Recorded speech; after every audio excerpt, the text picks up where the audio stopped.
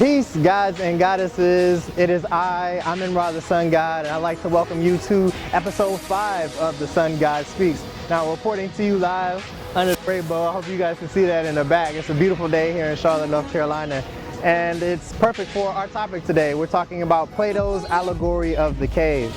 Now, obviously Plato was a very famous philosopher, and he wrote a book called The Republic, and in that book he described this allegory of the cave that we're about to talk about. So I hope you all enjoy it and listen close and think very closely, because it has a lot of modern day implications. So let's get started. So in Plato's Allegory of the Cave, he paints a picture of a cave with 3 levels, all right?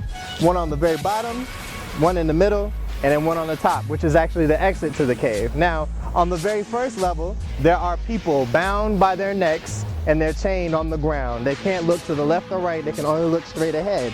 And what they're looking at straight ahead on the wall is a puppet show. There are images on this wall that create their reality. They've never been outside of the cave, they don't know anything else outside of it. That show creates their reality, and that's how they live. On the second level of the cave is a big fire pit with individuals putting on a puppet show for the people on the very bottom level. And on the third level of the cave is the exit to the real world, the beautiful world that you can actually see right now behind us. So Plato posits that what if an individual was freed from their chains on the bottom level and was able to see the other 2 levels of the cave and actually experience the world for what it truly looked like for the first time.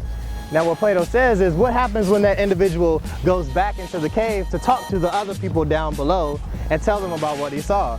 Now, some of them may not believe him, some of them may think that they were crazy, that he was crazy, and some might actually threaten his life. A couple of ways I'd like to look at this for modern day implications. Now, as an individual who actually gets a chance to go outside and see what's going on, you then have a responsibility to help the individuals at the bottom. So how would one do that? Well, I think it'd be an awesome thing to do to go to the second level of that cave and put on a new show for the individual sitting down at the bottom, to say that you actually have a key to your chains that can release you to go outside and experience paradise and experience the world outside of the cave. Now, other people who listen to this or look at the Plato's Allegory of the Cave look at the individuals on the second level as manipulators, as individuals who are trying to keep the ones down at the bottom stuck there. But I have a different point of view, or a different perspective on that group.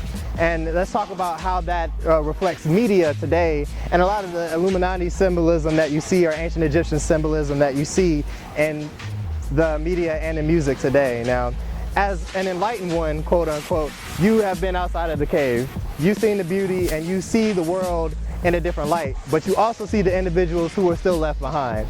Now, as somebody who's been outside, you have a responsibility to the ones inside. So the media that you see on the news, the music that you hear talking about consciousness, talking about freedom, talking about God, mind, body, and spirit, or goddess, mind, body, and spirit, is done so on purpose to help you, or to give you an opportunity to release your chains of an old perspective that you may have once thought was real, to see a new perspective, to see a different perspective. All right, and so that's how Plato's Allegory of the Cave can be applied to today's light. And that's why I do what I do. That's why I do the music I do. That's why I do these videos, to help show you a different way, to help show you outside of a cave of time, outside of a cave of racism, classism, sexism, all those other things that come from a limited perspective.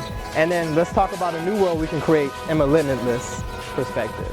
Plato's Allegory of a Cave, awesome thing. I hope you all understood, and you can rewind or leave comments below if you have more questions. Let's get the conversation going, all right? I'm Ra. Love y'all. Peace.